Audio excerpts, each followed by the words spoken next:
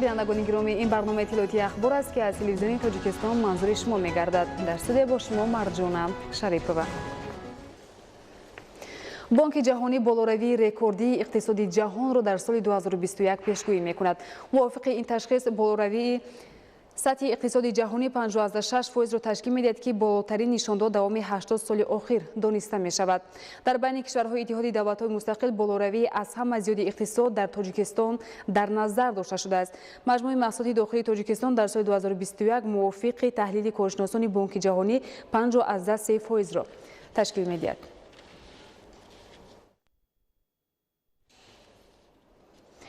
بخشیده به 30 سالگی استقلال دولتی جمهوری تاجیکستان در ناحیه رودکی بنیاد و نوسازی 414 انشاءات معیشی و خدمترسانی به نقشه گرفته شده است.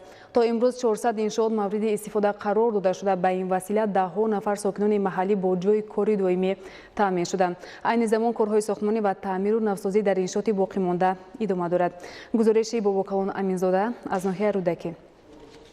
در دوره نقشه‌چاره‌بینی‌ها بخشیده به 30 سالگی استقلال دولتی جمهوری تاجیکستان بنیاد 414 انشاءات گوناگون تعیینات به نقشه گرفته شده است که تا به امروز 400 انشاءات مورد استفاده قرار داده شده است. عین زمان کارهای ساختمانی و تعمیر و نوسازی در انشاءات باقی مانده ادامه داشته با مورد استفاده قرار گرفتن آنها در بخش‌های اقتصاد و اجتماعی و فرهنگ و ورزش پیشروی نظر است به وقوع خواهد پیوست. در سمت چراغانکنی کوچه و خیابان‌ها نیز در ناحیه رودکی تدبیرهای ضروری عملی کرده می شود. با تشبث مقامات اجرایی حکومت دولتی و جلب صاحبکاران عین زمان در دوره تدبیرهای آبادانی با استقبال سزاوار 30 سالگی استقلال دولتی چراغانکنی شفت راه‌ها ادامه دارد و عین حال زیاده از 2 کیلومتر شاهراه ناحیه چراغان کرده شده، زیاده از 160 سیمچوب‌های آهن و بتونی نصب کرده شده است و کارها در این سمت ادامه دارد. مقامات اجرایی حکومت دولتی ناحیه رودکی به نقشه گرفته است و کوشش به خرج داده ایستاده است که انشاءات‌های جشنی را از 414 انشاء زیادتر به استفاده دهیم. از انشاءات‌های مورد استفاده بری قرار داده شده 58 بند به ساحه معارف، 21 بند به ساحه کشیدن خط آبی نوشاکی، 41 بند به ساحه تندرستی، 16 بند به ساحه ورزش، 15 بند به منفردسازی راه‌ها، 8 بند به بنیاد بناهای بلندداشتیانه، زیاده از 90 بند به مرکزهای سودا و خدمترسانی راست می‌آید که در همه انشاءات‌های مورد استفاده بری قرار داده شده جای‌های نوی کاری و شرایط خوب مهیا گردیده است. عین زمان در تمام جماعت‌های شهرک و دهات ناحیه کوچه‌های مرکزی روشنی‌کنانی گردیده ایستاده. در دوره اجرای دستور سپارش‌های سازنده رهبریت عالی دولت حکومت مملکت دوام سال‌های صاحب‌استقلالی در دهات دوردست ناحیه رودکی انشاءات زیادی تعیینات گوناگون ساخته مورد بهره‌برداری قرار داده شده است که در بهسازی وضع زندگی اهالی بالا برداشتن خدمت‌رسانی‌های اجتماعی و فرهنگی و ورزشی نقش کلان می‌گذارند. انشاءات بنیادشونده در دهات‌های ناحیه رودکی تطبیق عملی سیاست پیشگرفته حکومت مملکت بوده برای رشد دهات و بهسازی انفراستراکچور اقتصادی و اجتماعی ناحیه مساعدت فعال می‌نمایند. در دوره کارهای بنیادکاری با استقبال 30 سالگی استقلال دولتی جمهوری تاجیکستان در ناحیه رودکی آبادکاری و سازندگی برای بهتر گردیدن صفت تعلیم و تربیت نیز با مبلغ‌گذاری حکومت جمهوری تاجیکستان و جلب صاحبکاران روز به روز گسترش پیدا می‌کند. همچنین در سمت به استفاده فراغت فرا گرفتن ساکنان نیز در ناحیه چاره‌های عملی اندیشیده می‌شود. چنین تدبیرهای آبادانی سازندگی در ناحیه امکان می‌دهد که شرایط خوب زندگی فراهم آورده شده ده‌ها جای‌های نوی کاری به ساکنان مهیا کرده شود. باباکان امیرزاده، بهادر قربان، عبیدالله سیفعلی، اخبار. ساکنان ناحیه رشت از زمین‌های در اختیارشان بوده عاقلانه و ثمرناک استفاده می‌برند تا استحصال محصولات کشاورزی را باز هم زیاد نمایند.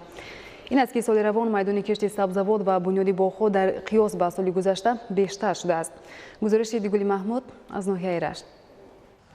سال جاری ساکنان ناحیه رشت برابر سرعت بخشیدن کارهای آبادانی به استقبال جشن 30 سالگی استقلال دولتی جمهوری تاجیکستان در همه شکل‌های خواجگیداری میدان کشت و بنیاد باغ‌ها را در قیاس به سال گذشته زیاد نمودند. تو همین دوره در قلمرو جماعت‌های شهرک و دهات ناحیه میدان کشت کارتوشکا 1250 گکتار و بنیاد باغ‌ها 23 گکتار را تشکیل نموده. مردم از زمین‌های در اختیارشان بوده عاقلانه و ثمرناک استفاده می‌برند تا استحصال میوه، کارتوشکا، غله و دیگر نمود زراعت‌ها باز هم بیشتر گردد. زیرا در شرایط کوهستان یگانه منبع درآمدی اهالی اساساً از رشد ساحه کشاورزی وابستگی زیادی دارد. افزایش میدان کشت زراعت‌ها و بنیاد باغ و استحصال میوه، کارتوشکا، غله اساساً به سکتور خصوصی راست می‌آید. زیرا خواجگی‌های باغداری از مساحت 3038 گکتار باغ‌های در اختیارشان بوده ثمرناک استفاده برده. زیاده از 6000 نفر سهامداران همه ساله حاصل فراوان میوه و دیگر نمود زراعت‌های کشاورزی را استحصال می‌کنند که فراوانی محصولات باعث پیشرفت اجتماعی و اقتصادی هر یک خانواده و تأمین بازارهای کشورمان با میوه‌های خوش‌صفت محلی می‌گردد. زمین هم امروز خوراننده و هم پوشاننده مردم تاجیکستان است. ما باید هر یک وجب زمینی تاجیکستان که کم زمین است ثمرناک استفاده بریم و چون گهواره چشم حفظ کنیم. از روی معلومات ستاد ناحیوی از همه بیش مساحت کسب زراعت‌های کشاورزی اساساً به خواجگی‌های جماعت دهات قلعه سرخ راست می‌آید.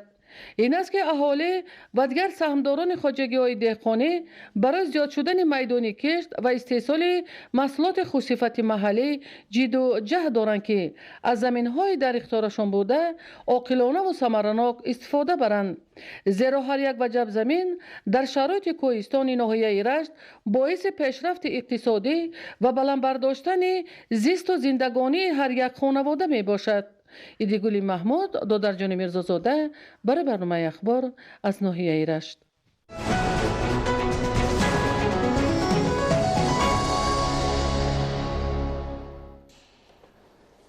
در ناحیه فرخور با دستگیری حکومت جمهوری تاجیکستان و صاحبکاران محلی تا امروز بخشیده به استقبال جشن 30 سالگی استقلال دولتی جمهوری تاجیکستان بنگاه و مرکزهای نوی سلامتی ساخته مورد استفاده قرار داده شده است. برای دسترسی به خدمت‌رسانی طبی و حفظ سالمی جامعه در دهات ناحیه باز 4 انشاءات نوی ساحه بنیاد می‌گردد که آن طبق نقشه سال روان باید به استفاده داده شود.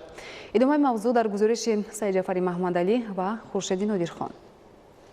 در ساختار کمک اولیه طبی و سانیتری ناحیه فرخار عین زمان 28 عدد مرکز سلامتی و 25 بنگاه طبی عمل می‌کند. برای تامین رشد ساحه، حفظ سالمی جامعه و دسترسی به خدمت‌رسانی طبی در اساس تطبیق سیاست اجتماعی حکومت جمهوری تاجیکستان و وسعت تدبیرهای سازندگی و بنیادکاری بخشیده به استقبال جشن 30 سالگی استقلال دولتی جمهوری تاجیکستان در دهات ناحیه با دستگیری حکومت جمهوری تاجیکستان عملی گشتن لایحه سهم صاحبکاران و اشر دستجمعانه ساکنان تا امروز 13 عدد بنگاه مرکزهای نوی سلامتی ساخته مورد استفاده قرار داده شده است. در جماعت دهاتی وطن مرکز سلامتی، در جماعت دهاتی دهقانی مرکز سلامتی ارچه، در جماعت دهاتی غلبه مرکز سلامتی قزلسو، در جماعت دهاتی درقد مرکز سلامتی نوآباد و مرکز سلامتی غیره در جماعت دهاتی درقد با تمام تجهیزات ساخته شده به استفاده داده شد که عین حال خدمت رسانی طبی را به اهالی رسانیده استادند. مرکز سلامتی دهه اوریان جماعت دهات فرخار به بیش از 3000 اهالی خدمت می‌رساند.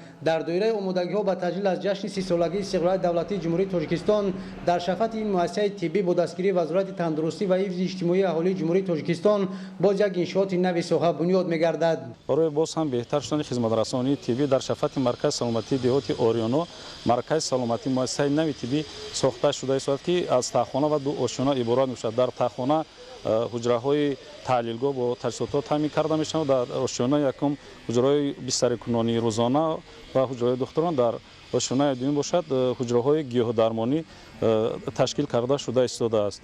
با ابتکار مقامات اجرایی حکومت دولتی، شخصان وطندوست و سخاوتپیشه و صاحبکاران محلی در ادامه از چنین کارهای سازندگی در جماعت دهات فرخار، محله‌های نوبنیاد و یکی از دهه‌های دوردست جماعت دهات وطن ساختمان بنای نوی مرکزهای سلامتی و بنگاه‌های طبی ادامه دارد که انشاءات مذکور باید امسال مورد استفاده قرار داده شود.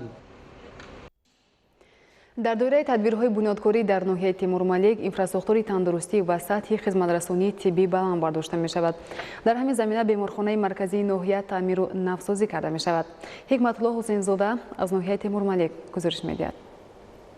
با استقبال جشن 6 سالگی استقلالیت دولتی جمهوری تاجیکستان در بیمارخانه مرکزی ناحیه تیمورملیک ولایت خرطوم تعمیر و نوسازی شعبه و حجره‌های طبابتی آن ادامه دارد.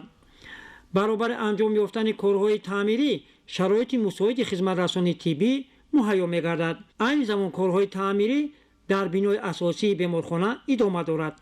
این حال در شعبه بیماری سیرردی تعمیر از طریق وزارت تندرستی و اجتماعی جمهوری تاجیکستان رفته ایستاده است. بیمارخانه مرکزی دوره به دوره شعبه از تعمیر برآورده می‌شود. در همین زمینه شعبه تولدخانه بیمارخانه مذکور نیز با سهم جمعیت دارای مسئولیتش محدود یاخسو تعمیر و تجدید کرده می شود. طبق نقشه این شعبه به طور کلی تعمیر گردیده شرایط معاصر خدمترسانی طبی فراهم می گردد. تعمیر کپسولی این بیمارخانه رفته ایستاده است. در اینجا زیاده از 40 نفر کارگران کار کرده با جای کار دائمی و با خوراک گرم تامین می باشند. همه محصولات های ساختمانی می رسد. حکومت جمهوری تاجیکستان در سمت بهسازی وضع خدمترسانی طبی مخصوصا در دهات تدبیرهای ضروری را عملی می سازد. حکمت الله حسین زاده از ناحیه تیمورملیک ولایت خرطوم برای برنامه اخبار.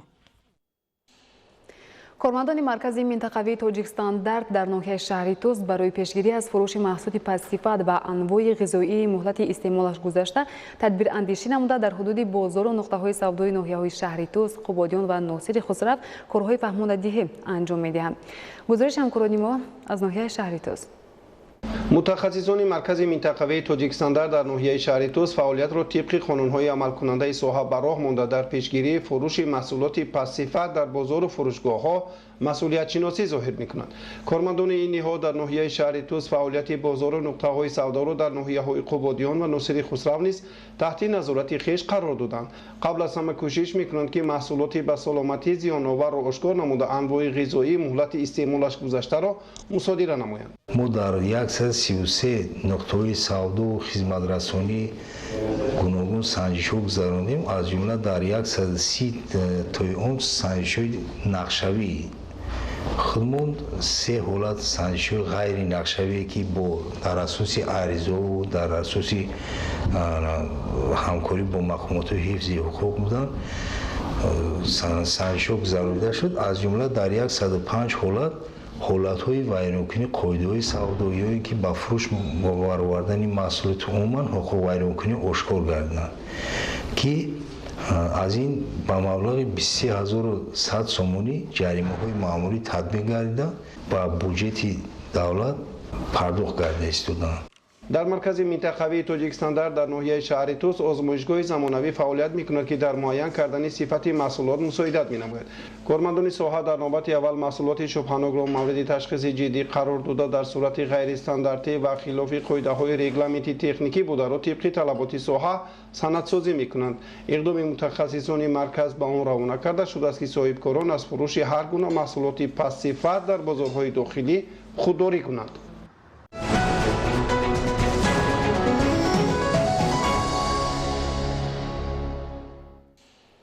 بینندگان گرامی این بود خبر و گزارش‌هایی که تا این لحظه منظور شما نمودیم. خیر سلامت باشید.